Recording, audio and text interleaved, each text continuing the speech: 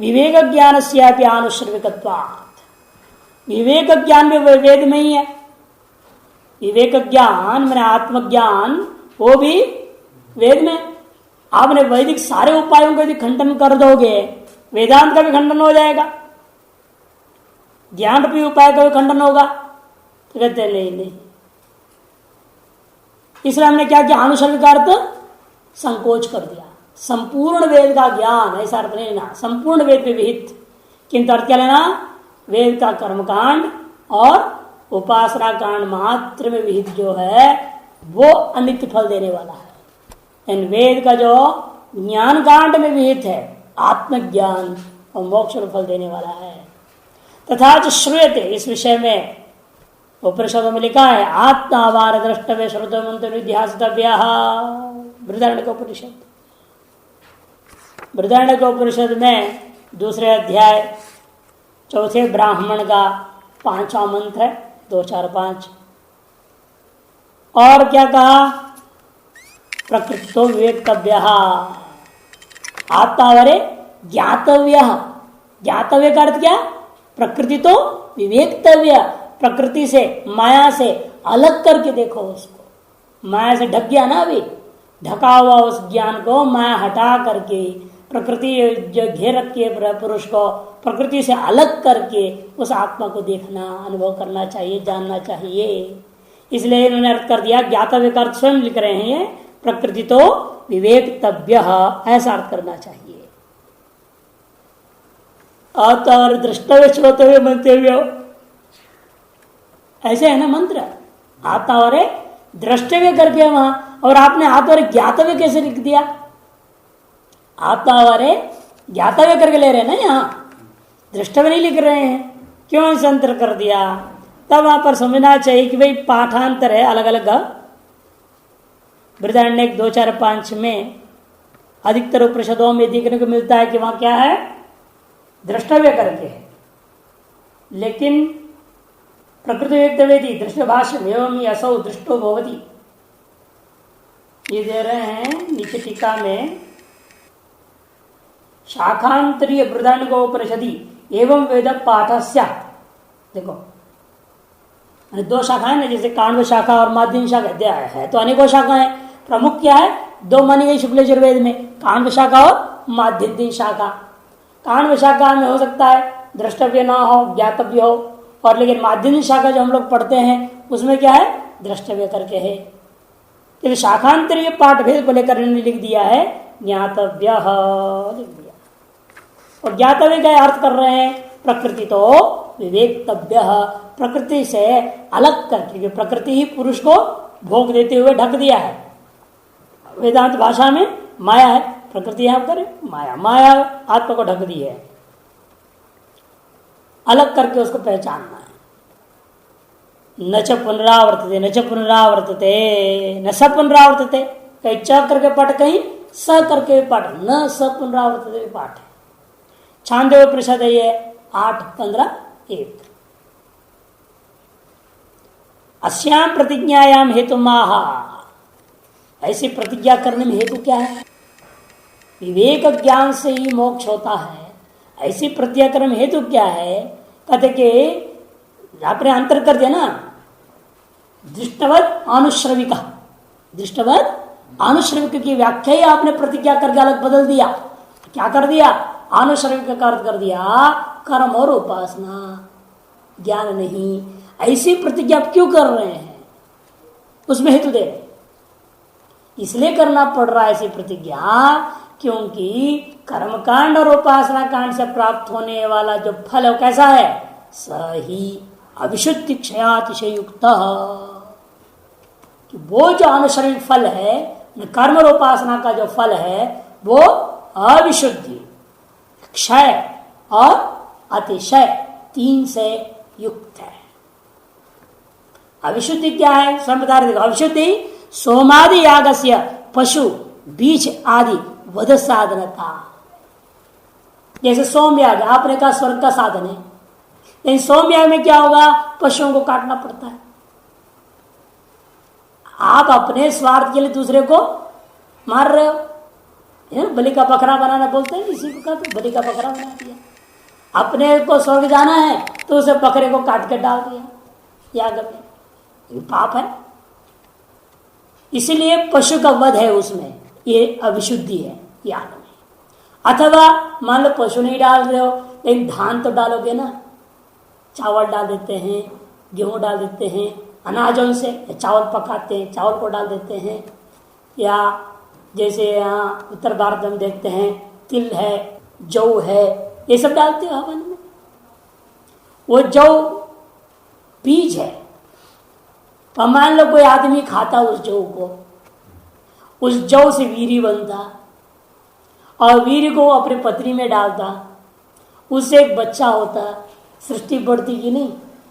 आपने उसको आग में डाल करके जौ को क्या कर दिया, एक तरह से बीज का नाश कर दिया। ये भी दोष है। अपने स्वार्थ के लिए संभावित सृष्टि को आपने नष्ट कर दिया। उतरी गेहूं चावल वगैरह खाता कोई आदमी, उससे वीर्य बनता, सृष्टि बढ़ती, और वो एक तरह से आपने भावी सृष्टि को नाश कर रहे हो आग में डाल करके। इसको बीज नाश कहते हैं। जो हविष्य हम लोग डालते हैं उसका बीज नाश, पशुवध, बीजनाश आदि दोष इसमें दिखाई देता है यागों में। यागों में इस प्रकार के अनेकों दोष है। इसलिए पशु बीजादि वध साधनता, पशु का वध, बीज का वध इत्यादि साधनता सोम याग के अंदर दिखाई देता है। लिखा भी है, देखिए एक श्लोक में सुनाता हूं। शतानि नियुज्यन्ते पशूनाम मध्यमे अहनि अश्वमेधस्य वचनाद ऊनानि पशुभिस्त्रिभिः। कहते 600 नियुज्यन्ते, 600 पशु काटी जाती है, 600 मध्य में अहनी, वो भी बीच वाला दिन में, 6 दिन में होता है, और अंतिम 3 दिन मुख्य होते हैं। उन तीन कौन कौन से होते हैं उसमें, औपवसत्यानि, सौत्यानि, आनुबंध्यानि, आयतार संग्रह में 3 दिन, अंतिम 3 दिन पशु याग होते हैं। उसमें जो बीच वाले दिन में 600 पशु काटने पड़ते हैं, जो कि अश्वमेध याग में जितना भी थे उससे 3 कम ही है, अर्थात अश्वमेध याग में इससे ज्यादा है। किंचा, और एक और बात समझना है, आप कह सकते हो महाराज हम प्रायश्चित कर देंगे ना, उसमें अंत में क्या होता है, कुछ प्रायश्चित होम कराते हैं वो लोग, कहते हैं कि जो कुछ भी इसमें गड़बड़ी हुई है, वो जीव जंतु मरा हो रहा, ये जो भी हुआ, उन सब के लिए हम प्रायश्चित कर रहे हैं। और प्रायश्चित में क्या उसमें नहीं मरेंगे क्या, उससे भी तो कीटाणु वगैरह मरेंगे, उससे भी तो तुम कुछ और भविष्य तो डाल रहे हो, भविष्य का नाश हो रहा है कि नहीं हो रहा। एक पाप को धोने के लिए दूसरी पाप कर दोगे, हो सकता है कीचड़ लग गया और दूसरों पर कीचड़ से कीचड़ को धोगे क्या। यथा पंखेन पंखांब सुरया वा सुराकृतम भूत हत्यां तथैवे माम नयज्जिर्माष्टमर्हति। यथा पंखे न पंकाम, कीचड़ से कीचड़ को नहीं धोया जा सकता। जैसे दारू पिया, उसके नशा को उतारने के लिए और दारू पी लोगे तो नशा उतरेगा क्या। सुरयावासुराकृतम भूत हत्यां तथैवेमाम, इसी प्रकार जो भूत हत्या जो कर रहे हो वह यज्ञेर न माष्टमर्हति, वह एक याग में हुआ भूत हत्या के लिए दूसरे याग करके उसकी शुद्धि करूंगा, उस याग में हुआ जो भूत हत्या के लिए एक और याग करूंगा, तो ऐसे अनवस्था दोष होगी। कितने कर्म करते रहेंगे, एक को दो दोष को दूर करने दूसरा, ये नहीं हो सकता। नहीं हस्तावसृग्धौ रुधिरेण शुद्धतः, नीति शास्त्रकार कहते हैं हाथ में खून लग गया और उसको खून से ही धोऊंगा, हो सकता है। हाथ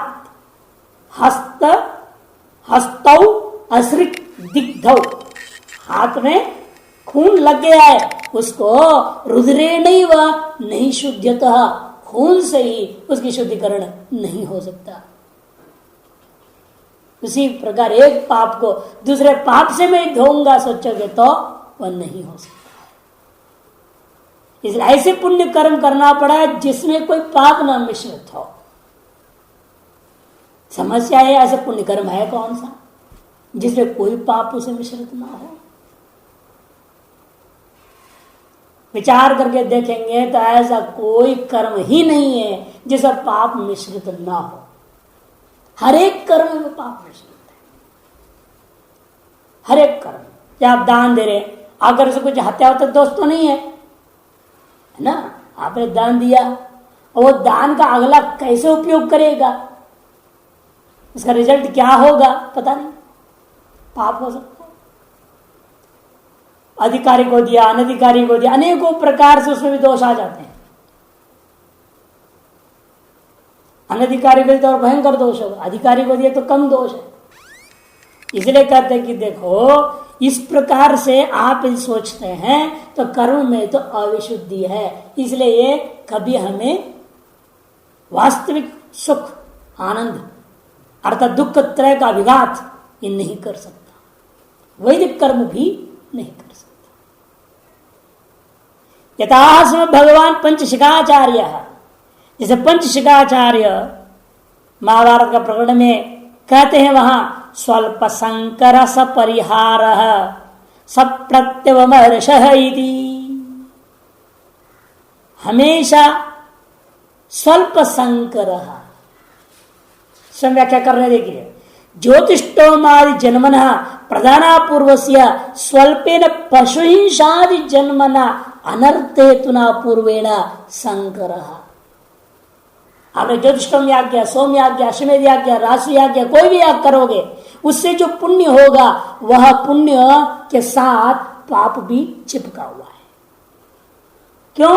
उसे उन यागों में आप पशुवध करते हो, कुछ न कुछ हिंसा नाश पाप हो रहा है। ज्योतिष्टोमादि जन्मना, ज्योतिष्टोमादि याग से जो उत्पन्न जो प्रधानापूर्वरूपा पुण्य है, वह पुण्य के साथ क्या है? स्वल्पेर पशुहिंसादि जन्मना, थोड़ा सा जो पशुहिंसादि से पैदा हुआ अनर्थ का कारणीभूता अपूर्व के साथ सांकर्यता है। इसे शुद्ध प्रधानापूर्व कोई भी कर्म से उत्पन्न नहीं हो सकता। हर एक कर्म से कुछ न कुछ साथ में क्या है? अपूर्व पापापूर्व भी जुड़ा हुआ है। पुण्यापूर्व के साथ में पापापूर्व भी जुड़ा हुआ है। अभी हम लोग पढ़ाते हैं, सोचते हैं कि पुण्य कर्म है पढ़ाना, है ना, लेकिन पढ़ाने के लिए हमें बोलना पड़ेगा, नहीं बोलना पड़ेगा। अब बोलेंगे तो होगा क्या? कई बातें होगी इसमें, मुंह बार बार खुलेगा, कितना अंदर कीटाणु आ रहे जा रहे हैं, मरेंगे बहुत सारे। श्वास भी ज्यादा लेनी पड़ती है, उससे बहुत सारे कीटाणु मर जाएंगे। शरीर में गर्मी हो जाती है, खून ज्यादा दौड़ता है, उससे शरीर के अंदर में जो कीटाणु है वो भी बहुत सारे मर जाएंगे। बोलने में भी पढ़ाने में भी है तो पुण्य कर्म। उस पुण्य कर्म में हमेशा कुछ न कुछ पाप कर्म साथ में जुड़ा हुआ है। बाहर से देखने को लगता है इसे कोई पाप ही नहीं है, हम पे क्या पाप है, लेकिन उसमें भी है कि स्वाभाविकी जो खून का प्रभाव वगैरह बदल जाता है। अब बोलने से गर्मी बढ़ेगी, स्वाभाविक प्रभाव बदल गया। आप एक आसन में बैठे हैं, आसन सिद्ध हो रहा है सुनने के लिए, पाठ सुनने के लिए, लेकिन आसन सिद्धि के वजह से कितने अंदर में नुकसान भी हो रहा है ना। एक आसन में बैठे से आपके शरीर धीरे धीरे निरोग भी होते जाता है, अर्थात जो संभावित रोग के कीटाणु थे वो सब मर रहे हैं। आप मार रहे हो कि नहीं मार रहे हो? एक आसन में बैठ करके, एक आसन में बैठने से भी पाप हो रहा है। माने जीना ही पाप है।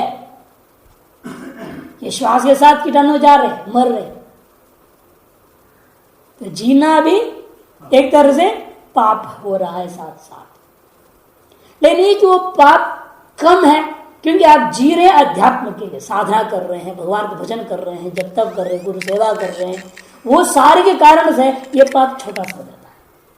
इसलिए क्या लिखा, स्वल्प संकर शब्द प्रयोग कर रहे हैं। पुण्य ज्यादा है, पाप थोड़ा है। लेकिन पाप के बिना कोई कर्म हो ये तो असंभव है, ये प्रकार का तात्पर्य है। और पाप कितनी मात्रा में है वो एक अलग बात है। थोड़ी मात्रा में पाप है तो वो आप क्या करेंगे, यदि मान थोड़ा सा नमक ज्यादा है तो क्या कर, फेंक देंगे क्या उसको? चलो भाई सहन कर लेते, खा लेते, कोई बात नहीं, थोड़ा सा नमक ज्यादा है खा लो, ऊपर से थोड़ा पानी पी लेंगे ज्यादा, लेकिन त्यागते नहीं ना। इसी तरह से यहां पर थोड़ा सा पाप हर कर्म में मिश्रित है, इतने मात्र से हम कर्म को त्याग नहीं कर सकते।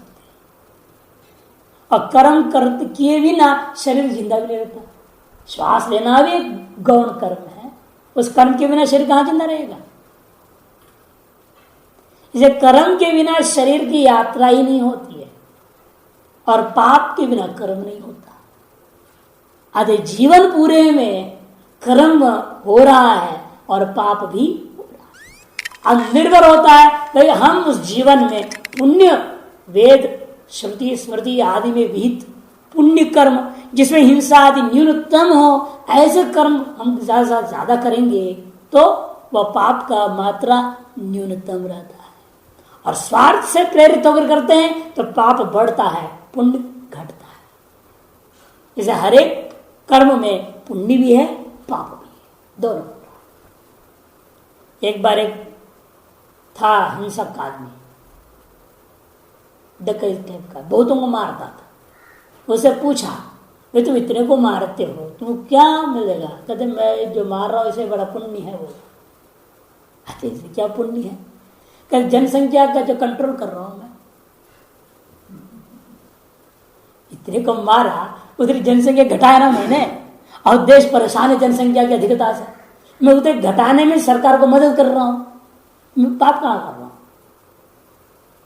सरकार जनसंख्या घटाना चाह रही है, उसे मैं मदद कर रहा हूं। मैं तो देश के हित में काम कर रहा हूं, देश की सेवा कर रहा हूं, मेरे को तुम जेल में डाल रहे हो। ये कोर्ट में उसने बयान दिया था, हाई कोर्ट। मैं निरपराधी हूं साबित किया, उसने कोई अपराध नहीं किया।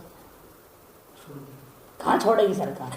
कोर्ट थोड़ी छोड़ती है उसके कहने से। कानून के खिलाफ तो ही आम आदमी को मार रहा है। यानी जनसंख्या नियंत्रण करना है तो इस तरीके से थोड़ी करना है, मर्डर कर करके दुनिया का। वो अपनी युक्ति दे रहा है, कहने का उसकी अपनी दृष्टिकोण है। मैंने हर एक कर्म में पुण्य भी है, पाप भी मिश्रित है, एक अध्ययन। और दूसरा सपरिहार कियतापि प्रायश्चित्य न परिहर्तुम शक्य। कुछ न कुछ प्रायश्चित के द्वारा उन पापों को हम और घटा सकते हैं।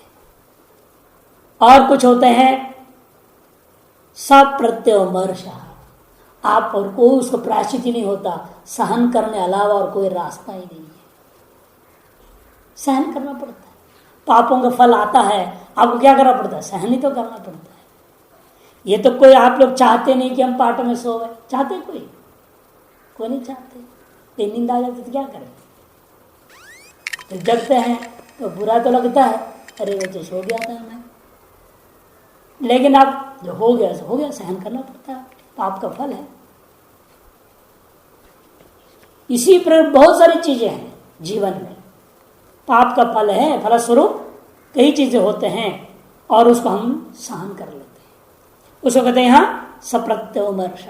देखिए अथा प्रमादित प्रायश्चितों पर नाचरितम, यदि मान लो कोई व्यक्ति प्रमाद के वजह से प्रायश्चित कर्म नहीं किया, प्रदान कर्म विपाक समय सब विपच्यते, जब प्रदान कर्म का जो फल मिलता है ना, पुण्य कर्म का जो फल मिलता है, उस समय साथ साथ तो पाप कर्म का फल जुड़ जाता है। पुण्य की वजह से देखो अच्छे जगह आ जाता है आदमी, सब कुछ होता है, लेकिन बीच जब पाप का फल सामने दिखाई देता है, बीच बीच में आते रहता है। अब आप आए, पढ़ेंगे, साधना करेंगे, भजन करेंगे, ये सोच करके जब तक करेंगे नहीं, पढ़ाई करेंगे, और बीच बीच में पाप का फल आ जाता है, कोई ना कोई टेंशन आ जाता है, दिमाग खराब हो जाता है, पढ़ाई बंद, जब तक बंद, ध्यान बंद, सब बंद। हो गया कि नहीं हो गया? होता है ना, जैसे बेफालतू लड़ाई झगड़ा हो जाता है आपस में, बेफालतू भ्रांतियां हो जाती हैं, आरोप प्रत्यारोप हो जाता है, आदमी अंदर दुखी हो जाता है। कहाँ पढ़ाई होना है, कहाँ जब तक होना है। लेकिन जब पुण्य कर्म से यहाँ आए हैं, अध्ययन भी हो रही है, सब कुछ चल रहा है, चलते हुए बीच बीच में ये पाप का फल है, व्यवधान आ जाते हैं। इसलिए कहते हैं कि उसको हम लोग क्या करते हैं, हमें यही कहते हैं ना भाई सहन करो। ये सब जैसे 8 महीना शुद्ध जल नदी में, 4 महीना वर्षा ऋतु में क्या होता है, मलयुक्त जल होता है, मलिन जल होता है। लेकिन सहन कर दोगे नहीं, तब भी आप गंगा जी में नहाते नहीं, नहाते हो, नहाना पड़ेगा। अब क्या करेंगे भाई, श्रावणी पूर्णिमा है, और श्रावणी पूर्णिमा में सबसे ज्यादा गंदा रहता है नदी। श्रावणी में है ना, श्रावण महीने में पूरा बारिश रहता है, तो पूरा मैला रहता है, और गंगा जी में खड़े को उपाकर्म संस्कार करनी पड़ती है। सोमवती सोमवार आ रहे हैं, सोमवती श्रावणी सोमवार है तो नहाएंगे लोग, उस जो त्योहार आ रहे हैं तो नहाते हैं लोग। तो वो गंदगी को भी सहन करना पड़ता है। उसी प्रकार यहाँ पर भी क्या होता है, पाप पुण्य फल के साथ साथ में वो पाप फल भी प्राप्त होता है, उसको हम सहन करते हैं। तो तब यावद असौ अनर्थम सूते तावत स प्रतिवर्ष सहिष्णुतया सह वर्तते। जब तक वह पाप कर्म अपने अनर्थ को उत्पन्न किया रहता है, तब तक आप सहिष्णुता के साथ में उसको वर्तन कर लेते हैं, सहन कर लेते हैं। मृष्यन्ति पुण्य संभारोपनीत स्वर्ग सुधा महाहृदौ हृदावगाहिन कुशलाः पापमात्रोपपादिताम दुख वन्यकणिकाम। मृष्यन्ते सहन करते ही हैं लोग सहन करते ही हैं। क्या? पुण्य संभारोपनीत, पुण्य बहुत पुण्य के जैसे से उत्पन्न स्वर्गरूपी अमृत का, अमृतमयी महासागर में डुबकी लगाता हुआ वह कुशल कर्मी बीच बीच में जो पाप मात्र उत्पादिता, पाप मात्र से उत्पन्न दुख वन्यकणिकाम, दुख रूपी छोटा सा अग्नि की चिंगारी, जैसे याग कर रहे हैं हम, याग कर रहे हैं, हवन कर रहे हैं, तो क्या होता है आपके मन में मुझे स्वर्ग मिलेगा। उस चक्कर में क्या होता है, वहां से चिंगारी उड़ करके आगे जल के हाथ जलता है। तो स्वर्ग का सुख को ध्यान रखते हुए उस चिंगारी की से आपका शरीर जल रहा हो, उसे भी आप सहन करते। उसी प्रकार यहां पर भी समझना है, दुख वन्य कन्निका, उसी प्रकार वन्य कन्निका के समान आप पुण्य के साथ दुख को भी, सुख के साथ दुख को, पुण्य के साथ पाप कर्म फल, यथा पुण्य का फल क्या है सुख, उससे पाप कर्म फल दुख को भी सहन करते हैं। तो पूर्व पक्षी कहता है लेकिन वास्तव में कर्मकांड जो वैदिक कर्म में कोई हिंसा तो है नहीं, कि मीमांसक लोगों का कहना है वैदिक की हिंसा हिंसा न भवती वेद विहितत्वात्, ये तो कहा ना, वैदिक हिंसा हिंसा नहीं होती है। क्यों? वेद विहित होने से। तब सिद्धांति कहता है नहीं नहीं, हिंसा तो हिंसा है, चाहे वेद में कहा हो चाहे कहीं कहा हो। यदि कोई आप कोर्ट में जाकर कहे हमारे गुरुजी ने कहा था इसलिए मैं जाकर उसका मर्डर कर दिया, तो कोर्ट छोड़ देगा आपको, कहेगा अच्छा तू तो जाएगा, आप गुरु को भी तुम अंदर बंद कर दिया, और गुरु को भी पकड़ के लाएंगे, तुमने आदेश क्यों दिया चेले को मर्डर करने का, ये गुरु चले दोनों जेल में जाओ बोलेगा, कोर्ट तो यही कहेगा ना। तो इसी तरह से ईश्वर दृष्टिया वेद विहित हो चाहे कोई भी हो, हिंसा तो हिंसा है। चाहे वेद विहित होकर के हिंसा कर रहे हो, वेद अविहित हिंसा करोगे, हिंसा और पापजनक ही होता है। इसलिए दूसरे पक्ष ने क्या कहा, वेद विहित हिंसा हिंसा भवती पापजनिका भवती हिंसात्वात्, ऐसे कहेगा। उसी तर्क लेकर नचा माहिंसा सर्वभूत सामान्य शास्त्र विशेष शास्त्रेण अग्निशोम्यम पशुमालभेत इत्यनेन आलभते इत्यनेन बाध्यते इति न युक्तम। कोई कह सकता है माहिंसा सर्वभूतानि, किसी भी भूत का हिंसा नहीं करनी चाहिए, यह सामान्य शास्त्र है। और विशेष शास्त्र क्या है, अग्निशोम्यम पशुमालभते, अग्निशोम्यम पशुम आलभते, ये विशेष शास्त्र है। तो विशेष शास्त्र के द्वारा सामान्य शास्त्र का बाद हो जाएगा। जैसे आश्रम में होता है सबको आरती में उपस्थित होना चाहिए, नियम बना दिया है, सामान्य। अभी कोठारी नहीं आया, कोठारी आते आरती में, आप कहे क्यों? विशेष सेवा में लगा हुआ कार्यकर्ता है, उसको छूट है। और सामान्य नियम कार्यकर्ता पर लागू नहीं होता। और पहरेदार वगैरह हैं, वो भी आश्रम में रहते हैं, लेकिन वो भी नहीं आएंगे। ये सब आरती में खड़े हो जाए, उधर कमर के सबके ताला तोड़ के चोर लोग चोरी कर देंगे, कुछ भी नहीं बचेगा आश्रम में। ये सब आरती में है, 2 घंटा आरती में लग रहा है, आरती में हमें गाने में, वो 2 घंटे में पूरी खत्म हो जाएगी आश्रम। इसे क्या करना पड़ता है? सामान्य को उल्लंघन करके 2-4 को कहना पड़ता है तुम बाहर ही रहो भाई, बाहर ही घूमते रहना। वो कोठारी बाहर रहेगा, एक जो है चौकीदार बाहर रहेगा, वो आरती में नहीं रहेंगे, बाहर घूम रहे। तो सामान्य उन पर लागू नहीं हुआ ना, तो विशेष हमेशा सामान्य का बाधक हो जाता है। इसलिए कार्यकर्ताओं को नियम जैसा लागू नहीं होता, अन्यों को नियम लागू हो जाता है। उसी प्रकार से वेदवित हिंसा से पाप नहीं होगा, अन्य सामान्य जो हिंसा होगी उसी से पाप होगा, ऐसा व्यवस्था देना चाहता है। ऐसा कहना लेकिन पूर्व पक्षी का यह कहना उचित नहीं है करके सिद्धांत बोलते थे न युक्तम। क्यों? विरोधाभावात। सामान्य और विशेष में बाध्य बाधक भाव तब होगा जब परस्पर विरोध होगा। तो जब विरोध नहीं है, जहां विरोध है वहां पर जो है आप बाध्य बाधक भाव मान सकते हैं। जब सामान्य शास्त्र और विशेष शास्त्र का बाध्य बाधक भाव नहीं है, दोनों का समन्वय हो सकता है, तो फिर वहां पर बाधक नहीं करना चाहिए। विरोधी ही बलियसा दुर्बलम बाध्यते, क्योंकि नियम यही है, विरोध होने पर बलवान जो शास्त्र है वो दुर्बल शास्त्र को बाधता है। बलवान जो शास्त्र है वो दुर्बल शास्त्र को बाधता है। कब? विरोध होने पर। यदि विरोध नहीं है तो दोनों साथ चलते हैं अविरोध में। नचियास्ति कश्चित विरोधा भिन्न विषयत्वा, और यह कोई विरोध ही नहीं है क्योंकि भिन्न भिन्न विषय है। विचार करके देखो, मायन से सर्वभूतानि क्या कहता है? किसी की हिंसा मत करो, इधर करना। लेकिन उसका अर्थ ये तो नहीं है क्रतु में करो, यह कहां से निकालोगे आप?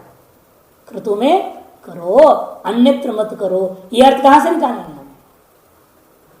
वैदिक कर्म में हिंसा करो और अन्यत्र मत करो, यह अर्थ इस वाक्य से नहीं निकलेगा ना, मायन से सर्वभूतानि से।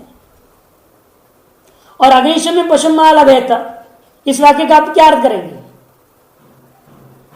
इस पशु की हिंसा से स्वर्ग मिलेगा, यह इतने अर्थ निकलेगा ना।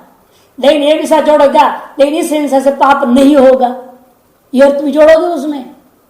एक वाक्य का 2 अर्थ नहीं ले सकते। क्या हुआ? वाक्य भेद दोष।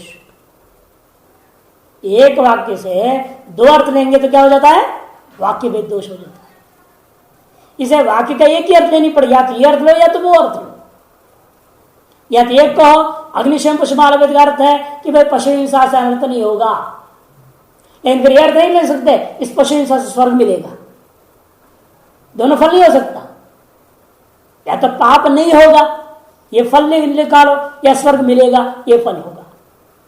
लेकिन वास्तव अर्थ वहां पर क्या है? स्वर्ग के साथ साधन जोड़ा उसने पशु को। अच्छा, स्वर्ग में फल जब देगा पशु याग, इसका तात्पर्य है वह पशु का हिंसा स्वर्ग में फल मात्र देगा और पाप नहीं देगा, यह अर्थ आप नहीं निकाल सकते। पाप भी देगा। क्यों? हिंसा होने से। हिंसात्वेन वो पाप देगा, वेद विहितत्वेन स्वर्ग देगा। इसे कहते समझा रहे थे स्वयं यहां पर विभाजन करके। तथा ही माइन से निषेधेन हिंसाया अनर्थ हेतु भावो जाप्यते न तो आकर्तृत्वमपि। माइन से सर्वभूतानि वाक्य क्या अर्थ बोल रहा है?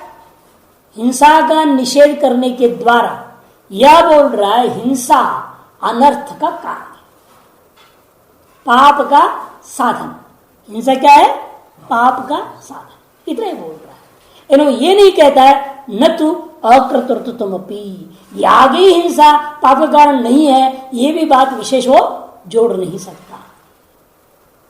इसी प्रकार से अग्निशम पशुमालभते, ये जो वाक्य है इतने वाक्य न पशु हिंसाया कर्तृत्व उच्यते, पशु जो हिंसा है उसे कर्तु की स्वरूप सिद्ध होगी, याग का संपादन होगा, ये बोल रहा है। ये नानर्थ हेतु तभाव, अनर्थ का कारण नहीं है, ये बात वो नहीं कह सकता। तथा सती वाक्य वेद प्रसंगात, नहीं तो एक एक वाक्य का दो दो अर्थ ऐसा ले लोगे तो वाक्य वेद दोषी प्रसक्ति होगी। वाक्य वेद प्रसंगात न च अनर्थ हेतु तो कर्तोपकार कश्य दुर्दोस्ती, वह अनर्थ का भी साधन हो, कर्तु की याग के स्वरूप का संपादन भी करें, इन दोनों में परस्पर कोई विरोध नहीं है। आपने हिंसा किया, उससे याग संपन्न हो रहा है, याग का संपन्न होने में और पाप का उत्पन्न होने में कोई विरोध नहीं है। जैसे डॉक्टर क्या करता है, काटता है, ऑपरेशन करते हैं ना, काट रहा है, काटेगा ना, खून भी जाएगा, नुकसान भी हो रहा है। लेकिन आप डॉक्टर के खिलाफ मर्डर का केस करोगे कि इसने जो है मेरा पेट फाड़ दिया था, मेरे मर्डर करने का कोशिश किया है इसने, एक कोई छुरी मार दे आपको अभी, आप क्या करोगे? पुलिस में कंप्लेंट करोगे कि इसने जो है मेरे पेट में छुरी लगा दी, क्यों? मर्डर करने का प्रयास किया। लेकिन डॉक्टर भी काट रहा है तो डॉक्टर के खिलाफ नहीं बोलते हो ये मेरा मर्डर करने का प्रयास किया, सर फाड़ दे मेरा पेट, क्योंकि वहां में कोई विरोध नहीं है उसके फाड़ने में, और फाड़ने का फल क्या है? स्वास्थ्य का ठीक होना। इन दोनों में कोई विरोध है क्या? विरोध न होने से आप उसको मर्डर का केस नहीं करते, और जाकर आगे सीधे मार दिया केवल, लेकिन स्वास्थ्य का हानि है ना, इसलिए उसको मर्डर केस कर देते हो। अर्थात हिंसा पर निर्भर है, यदि हिंसा फल देता है तो वह फल का हिंसा के साथ कोई विरोध नहीं है। इसीलिए यह क्या हिंसा आपने किया, उसे याग का स्वरूप संपादन हो रहा है, याग सही ढंग से संपादन हो गया, जैसा होना चाहिए वैसे हो गया, जैसे आपका स्वास्थ्य लाभ हो गया ऑपरेशन से, जैसे पशु को काटने से याग का संपादन हो गया। लेकिन पशु को काटने से पाप जो हो रहा है वो भी तो झेलना पड़ेगा ना आपको। जैसे ऑपरेशन कर दिया उसके बाद से दर्द होगा, खून भी नुकसान हुआ, वो नुकसान सहन करते हो नहीं करते हो, बल्कि उल्टा होगा, ऐसे करने वाले को पैसा भी देते हो, लो भाई डॉक्टर साहब इतना बिल हो गया, बिल बनाएगा डॉक्टर, इतना 1000 रुपया लग गया, उतना खून नुकसान होना आपके लिए मंजूर है, सहन करते हो आप, दर्द भी सहन करते हो, कई महीनों तो गोलियां खाते हो दर्द को दूर करने का। इस तरह से यहां वो जो हिंसा भले यज्ञ के स्वरूप को सिद्ध किया है, वह हिंसा यज्ञ के स्वरूप को भले सिद्ध किया, लेकिन साथ साथ वो आपको पाप भी जरूर देगा। जैसे ऑपरेशन रूपी हिंसा आपका स्वास्थ्य पर फल को दिया, लेकिन साथ साथ दर्द भी दिया, खून का नुकसान भी किया। उसी प्रकार यहां पर भी है, उनका कोई विरोध नहीं है, आप उसको सहर्ष स्वीकार करते हो, मेरा स्वास्थ्य लाभ भी हो रहा है, इधर दर्द भी है, दोनों मानते हो आप।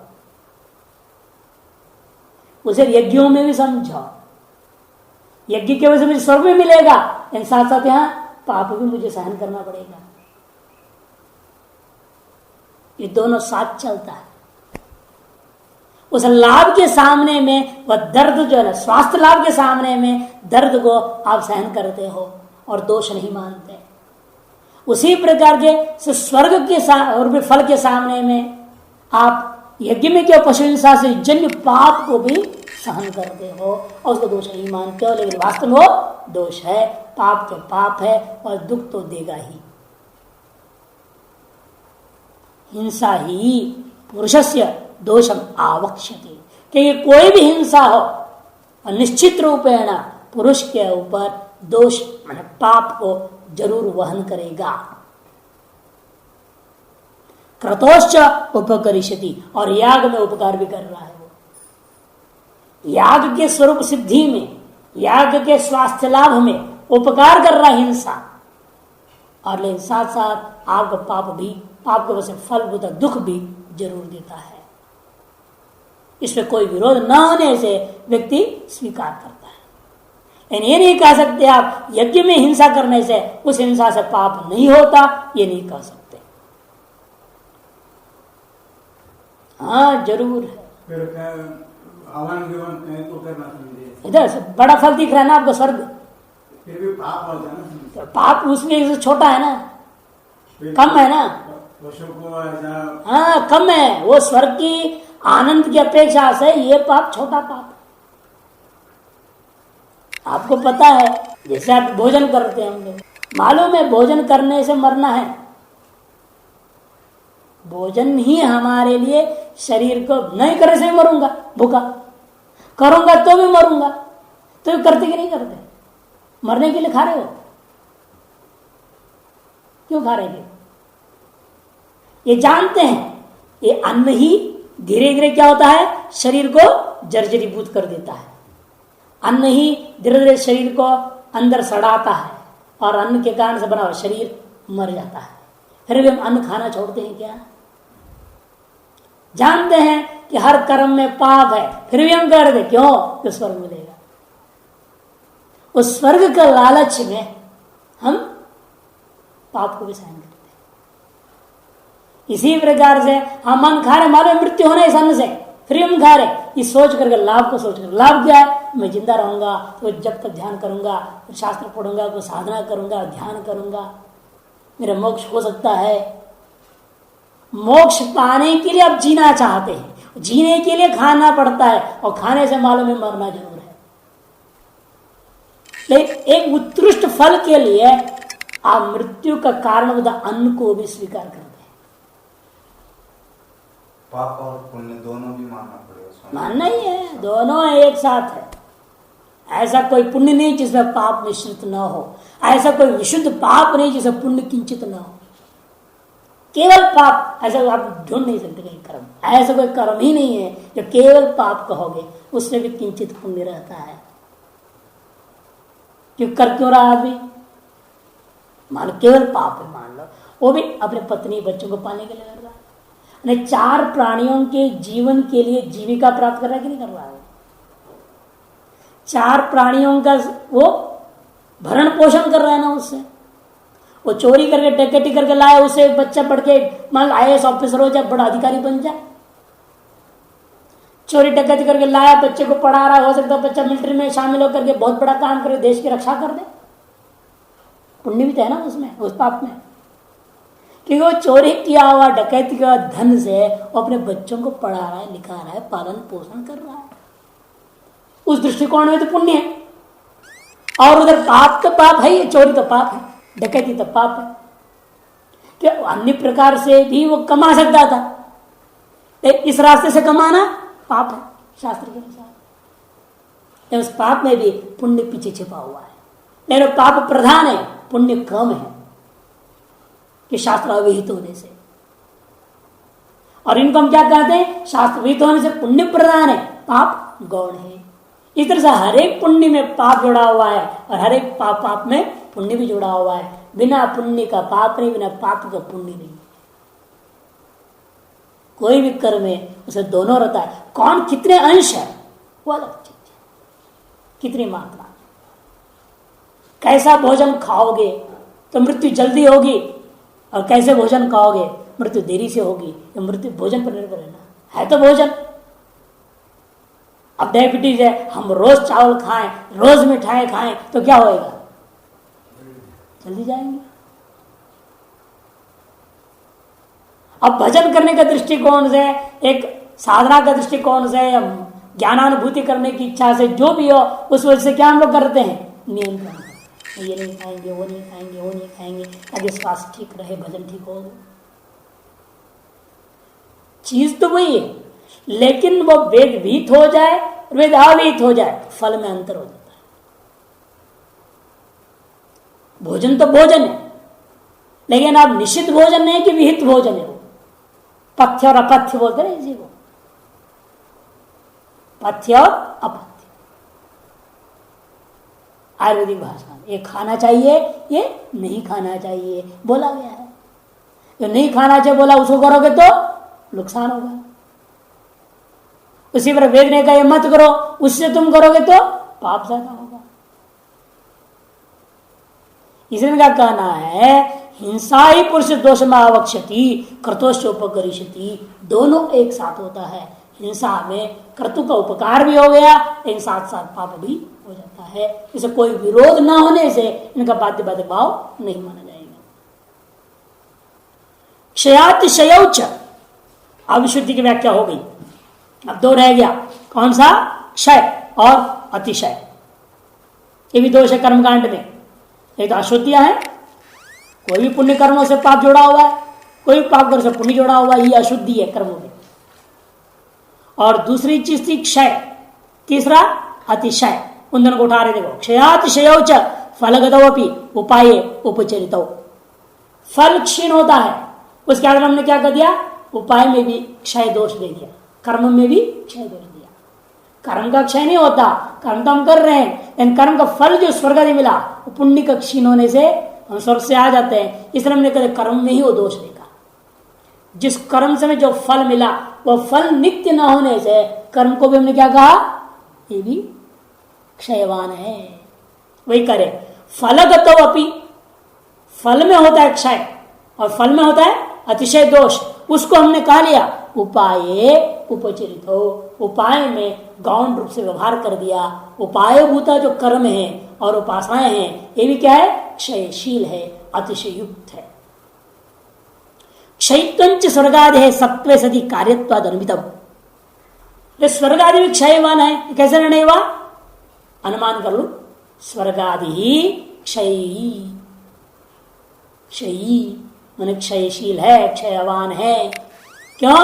सत्वे सती कार्यत्वात्, सत्वे सती कार्यत्वात् अनुमान। लिखा भी है इस विषय में, क्षीणे पुण्य मर्दलोकम विशंति, गीता का।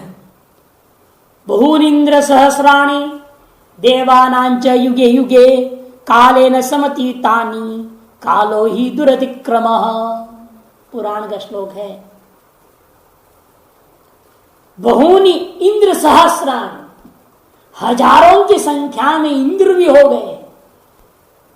क्या अनंत ब्रह्मांड है, अनादिकाल से संसार चल रहा है, कितने युग बीते, कितने कल्प बीत गए, गिनती मालूम नहीं। जितने कल्प, जितने मनवंतर हुए उतने इंद्र हो गए ना।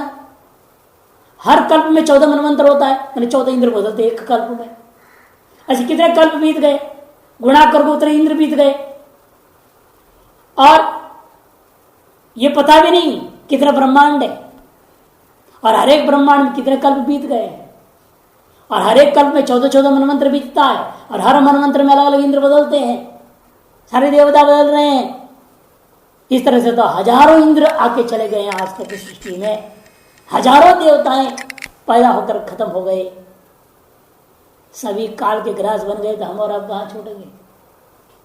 वही कह रहा है बहूनि इंद्र सहस्राणि देवानांच युगे युगे कालेन समतीतानि कालो ही दुरधिक्रमः, काल के द्वारा सब मिट गए हैं और आप भी एक दिन काल के अनुरूप मिट जाएंगे, सबको मिट। अतः सब क्षयशील है।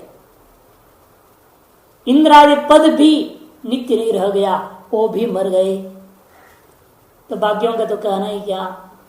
मित्र के न्याय और अतिशय भी है। वहां भी कहीं भी जाओ, किसी भी लोक में जाओ, आपसे उत्कृष्ट कोई दूसरा है। ब्रह्मा जी है तो आप सोचिए ब्रह्मा जी सर्वतः स्वतंत्र है, उनके खोपड़ी पर विष्णु भगवान है, विष्णु भगवान के खोपड़ी पर शिव जी का तारतम्य चलता है, और शिव जी के ऊपर माया आच्छादित कर रही है। मैंने एक के ऊपर एक, एक के ऊपर एक है, और सब परेशानी में है। आपसे कम परेशानी उनको होगी, इतना ही फर्क, लेकिन है वहां भी परेशानी, वो भी निग भाव से विशिष्ट है। कोई इनको उन पर भी अधिकार करने वाला, उनको भी नहीं छोड़ते। राक्षस लोग तो वहां पहुंच गए, उन्हें पीट पाट दिया था, बंद कर दिया था, और देवदूत बादलों के पीछे छिप गए, ऐसे पुराणों में कहा आता है। ये सब कथा इसलिए वैराग्य के लिए आया है ना। वहां जाने के बाद भी, देवता बनने के बाद भी आपको कोई गारंटी नहीं वहां पर सुख रहेगा। वहां भी राक्षस पहुंच सकते हैं, आपको पीट सकते हैं, आपको स्वर्ग से भगा सकते हैं। है ना कई कहानियां कि स्वर्ग से भगा दे देवताओं को, और देवता क्या करें, बादलों के पीछे छिप के बैठे रहते, इस तरह की कहानियां आ रही हैं। इसे साफ है कि कोई भी लोक में चले जाओ, आपके नेक भाव होने की संभावना है। इसी कहते अतिशय, आपसे ज्यादा कोई न कोई श्रेष्ठ पुरुष वहां पर कमांड करने वाला बैठा होकर बॉस बन जाता है। हर लेवल में चलता है। आप किसी पर करेंगे और आपके ऊपर कोई और करेगा। तो है ना, घर में देखते हैं पति जो है पत्नी पर डांटेगा, पत्नी कहाँ जाएगी? वो नौकर पर डांटेगी। नौकर क्या करे? वो अपने पति पर डांटे। वो कहाँ जाएगी? वो बच्चों को थप्पड़ मार के घुसाने वाले। यही चलता संसार। वो बच्चे क्या करेंगे? जाके कोई तोड़ फोड़ करेंगे। मैंने कुछ नुकसान, एक परंपरा चलता है, एक के ऊपर एक है ही है। इसको ते अतिशय ज्योतिषोम आदेह स्वर्गमात्र से साधनम वाजपेयादेस्तु स्वराज्य स्थिति अतिशय उक्तत्व। क्योंकि कोई आदमी ज्योतिषोम याग किया, उसको क्या मिलेगा? स्वर्ग में फल मिलेगा। दूसरे ने क्या किया? वाजपेयी याग कर दिया, उसको स्वराज्य फल मिलेगा। अलग अलग यागों का अलग अलग फल है ना। जो जैसा किया वैसे वैसे फल वाला हो जाएगा और एक दूसरे पर शासन करने वाले बन जाएंगे। जो जितना ज्यादा पुण्य करेगा उतना बड़ा पद पाएगा, है या नहीं? इसलिए पर संपत उत्कर्षो ही हीन संपदम पुरुषम दुखा करोति। आप देख रहे हैं पर संपत उत्कर्षो ही, दूसरे के संपत्ति में उत्कर्ष को देख करके ही हीन संपत्ति वाला पुरुष क्या होता है? अंदर ही अंदर दुख होता है। जितना भी संपत्ति हो आपके सामने क्या होता है? हमेशा आपसे भी ज्यादा संपत्ति वाला कोई ना कोई दूसरा दिखाई देता है। वो उतने संपत्ति वाला है, आप चाहो ना चाहो संसार की रचना ऐसा है, आपके सामने जरूर ज्ञान आएगा वो ऐसा है, आपको कोई ना कोई बोल देगा फालतू का और आपके अंदर आग लगती है। अब जैसे कोई आया और आपको बोल देगा आपके सामने, अरे वहां तो एक बढ़िया पाठ चल गया, वो बहुत बढ़िया तैयार कर लिया है, वो आपके अंदर आग लगती है। जब हम वहां रहते तो अच्छा था, हमारी ये सब पढ़ाई हो जाती। अब बेफालतू आया, मिलने के नाम पे आता है कोई और कुछ न बोल जाता है और बोला वो दिमाग को खराब कर देता है। हमेशा होता है। और प्रवचन करता हूं को तो हमने देखा ज्यादातर उनके सामने दूसरे कह दो, कथाकार होते ना कीर्तनकार वगैरह, उनके सामने कह दो वो महाराज बहुत बढ़िया कीर्तन किए, उनको अंदर आग लगती है। वो सामने वाले लोग तो मार पीट भगा देते हैं। कहा मेरे सामने आके बोल रहा है, वो बढ़िया बोलते हैं और वो कहा आप बहुत बढ़िया बोले, प्रशंसा सुनने को पसंद है सबको। इन्हें कह दो उनके सामने दूसरे ने बढ़िया बोला था, आग लगता। बड़े से बड़े कीर्तनकारों को, कथाकारों को देखा मैंने, परेशान हो जाते। और भगवान की ऐसी विचित्र माया है, हर एक के सामने कोई न कोई ऐसे आके बोल ही जाता है, वो टेंशन हो जाती है। पर का उत्कर्ष हीन वाले को क्या होता है? सुन के ही अंदर ही अंदर दुख होने लगता है। ये अतिशय की व्याख्या। उत्कर्ष को देख करके अपकर्ष वाले को दुख होना, और इसके तारतम्य तक कोई अंत ही नहीं है। आप ब्रह्मा तक अभी ये सब लड़ाई चल रहा है, ऊंच नीच की लड़ाई। भले समाजवादी लोग बोलते हम समाज को बराबर कर देंगे, सब जात पात मिटा देंगे, सब बराबर है। कहां बराबर है? विश्व में ऐसा कोई देश नहीं, सारी जनता बराबर। भले जात पात मिटा दिया, एक दूसरे ढंग से जात पात बना लिया, वहां भी गरीब अमीर की व्यवस्था है। दुकानदार कोई अपने दूसरे दुकानदार कोई लड़की की शादी करेगा, भंगी की लड़की से शादी कर दे। अमेरिका में कोई भी देश में जाओ, ये व्यवस्था, भले हम लोग जाति के नाम ले रहे हैं, ब्राह्मण क्षेत्र वैश्य शूद्र वगैरह, वो लोग नाम नहीं लेते, लेकिन वहां भी सारी व्यवस्था है। स्टैंडर्ड बोलते हैं, हमारी स्टैंडर्ड का होना चाहिए। हम बिजनेसमैन है तो बिजनेसमैन होना चाहिए, तो उसे शादी कराएंगे, नहीं तो नहीं कराएंगे। इसका मतलब क्या होगा? जात पाति तो हुई। वैश्य का वैश्य से विवाह हो रहा है वहां पर भी, भले नाम नहीं ले रहे जाति का। कभी ऐसे नहीं होगा कि भाई महारानी का बेटा राजकुमार है, जैसे इंग्लैंड का राजकुमार है, वो जाकर कोई सड़क पे चलने वाली या जो झाड़ू मारने वाली से शादी कर लेगा। हम जातिवादी नहीं देखते हैं, हम किससे भी शादी कर सकते हैं ऐसे बोल के राजकुमार किसी से शादी कर ले, नहीं होगा। वहां बल्कि ऐसे बताए हैं कि खून टेस्ट की जाती लड़की का, भले वो क्षत्रिय वंश को बोल दें, वास्तव में इस खून में क्षत्रियत्व है या नहीं, उसके खून के जीन्स को टेस्ट करके देखा जाता है। राजकुमार का जो जीन्स है, राजकुमार का खून का ग्रुप है, राजकुमार के जो अंश में जो गुण है उसके अनुरूप होना चाहिए उस लड़की का, तब उसे शादी कराते, नहीं तो नहीं। चाहे दूसरा राज्य राजा का बेटी भी, इतनी जान छौक करके तब दोनों के बीच में तय होता है हाँ इस लड़के का, राजकुमार का अमुक लड़की से शादी किया जाए। क्यों कर रहे हैं भाई? जात पात देखना नहीं, कोई चीज देखना नहीं, मनुष्य मनुष्य बराबर है, सब मनुष्य है, कोई औरत ही तो चाहिए, किसी और से कर दे। और उसके बाद पाबंदी दुनिया भर की, कहाँ स्वतंत्रता है? अब एक हुआ एक राजकुमार से शादी हो गई उस लड़की का, और वो लड़की बंधन में, पहले वो घूमती थी फिरती थी बीचों पर, जो होता है ना विदेशों में, समुद्र के तट पे जाके नंगी भी सो जाती है क्यों कच्छे पे। अब वो भी वहां जाके करने लगी तो अखबार फोटो आ गया, अरे तो राजकुमारी जो है, जो भविष्य की महारानी नंगी वहां सोई थी, आदि नंगी। बड़ा हल्ला मच गया, तो हमारे राज खानदान की बेइज्जती है, ये है वो है, उसको हटा, योग्य नहीं है। अब कहाँ समानता रहा, कहाँ छूट है? ये सब कहने के लिए होता है इक्वालिटी इक्वालिटी, वुमेन्स इक्वालिटी, सबको बराबर कर दो, ये कर दो वो कर दो, छोटे मोटे। ये तारतम्यता को कोई मिटा ही नहीं सकता। संसार का स्वरूप है तारतम्यता, उत्कर्ष अपकर्ष की तारतम्यता संसार का एक अंग है, इसे कोई काट नहीं सकता, कोई मिटा नहीं सकता, बदल नहीं सकता। तब कहते हैं भाई वो मंत्र हमने बताया था, अपाम असम अमृता भूमा, हम तो सोम को पिए इसलिए अमृत भाव को प्राप्त कर गए, ऐसे वेद कह रहा। इति च अमृतत्वाभिधानम चिरस्थेमानम उपलक्ष्यते, वह केवल चिरस्थायित्व को कथन करता है, वास्तविक अमरत्व को नहीं कथन करता। चिरकाल तक सुदीर्घ काल पर्यंत स्थायित्व को द्योतन करता है अमृतत्व। यदा, क्योंकि पुराणों में लिखा है, विष्णु पुराण के श्लोक दे रहे हैं, आभूत संप्लवम स्थानम अमृतत्व ही भाष्यते, त्रैलोक्य स्थिति कालो अयम अपनर्मार उच्यते। उत्तरार्ध है विष्णु पुराण दूसरे सर्ग 8वें अध्याय 90वां श्लोक है, 2:8-90। आभूत संप्लवम स्थानम अमृतत्व में भाष्यते, समस्त भूतों का प्रलय जब तक नहीं होता तब तक स्थिति का नाम अमृतत्व शब्द से शास्त्र में।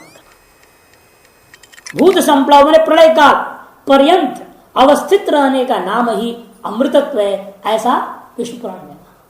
कर्म से जन्य जो अमृतत्व है, उपासना से प्राप्त जो अमृतत्व है, वो अमृतत्व कब तक है? केवल उस कल्प का या उस युग का प्रलय पर्यंत मात्र समझना।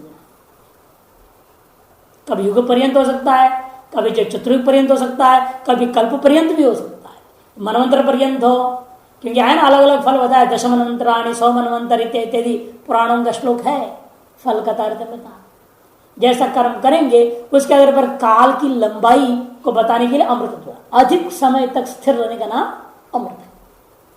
कर्म फल और उपासना का फल में जहां कहीं भी अमृत शब्द आया है उसका अर्थ क्या है? दीर्घ काल तक सुख भोगना, बस इतना ही अर्थ है। वास्तविक जो है अमृतत्व नहीं है। अतएव च श्रुति, इसे दूसरा श्रुति क्या करे देखो, न कर्मणा न प्रजया धनेन त्यागे नैके अमृतत्व मानशो परेण नाकम निहितं गुहायाम विभ्राजते यद्यतयो विशन्ति। तैत्रीय आरण्य का है 10वें मंडल की 10वां मंत्र है। न कर्मणा न प्रजया न धनेन, कर्म से नहीं, बच्चा भी पैदा करके नहीं, धन से भी नहीं, किसी भी साधन से आप वास्तविक अमृतत्व को प्राप्त नहीं कर सकते। किंतु त्यागे नहीं है कि अमृतत्व मानस, केवल त्याग, हर चीज को त्यागो त्यागो त्यागो त्यागो, अहंकार को त्यागो, इच्छाओं को त्यागो। इसलिए कहा ये न त्यजति तत्त्यज, जिसके द्वारा तुमने सब कुछ को त्यागा। किसके द्वारा त्यागते हो? अहंकार से। ये तो मैंने इसको त्याग दिया, मैंने घर को त्याग दिया, माँ बाप को त्याग दिया, भाई बहन को त्याग दिया, मैंने पैसा को त्याग दिया, ये नहीं छूता, मैंने वो नहीं करता, मैंने ये त्यागा, यही बोलते हो। अंत उस मैं को भी त्याग दो जिसके द्वारा तुमने सब कुछ त्यागा, उस मैंपन को भी त्यागना है। तब जाकर के अमृतत्व मानस हो, अमृतत्व परेणनाकम निहितं गुहायम। और कब होगा? तब जाकर के क्या होगा? परेणनाकम, जहां पूर्ण सुख है, आनंद रूप है, वो कहाँ है? निहितं गुहायम, अपने हृदय के अंदर विद्यमान आपका अपने आत्मस्वरूप विभ्राजते, वह प्रकाशित हो जाता है। यदि यतयो विशन्ति, जिस गुफा के अंदर यति लोग ध्यान के द्वारा हृदय रूपी गुफा के अंदर प्रवेश करते हैं और वह अपने आत्मा का अनुभव करते हैं, तब ऐसे परमानंद स्वरूप सुख के आनंद स्वरूप की प्राप्ति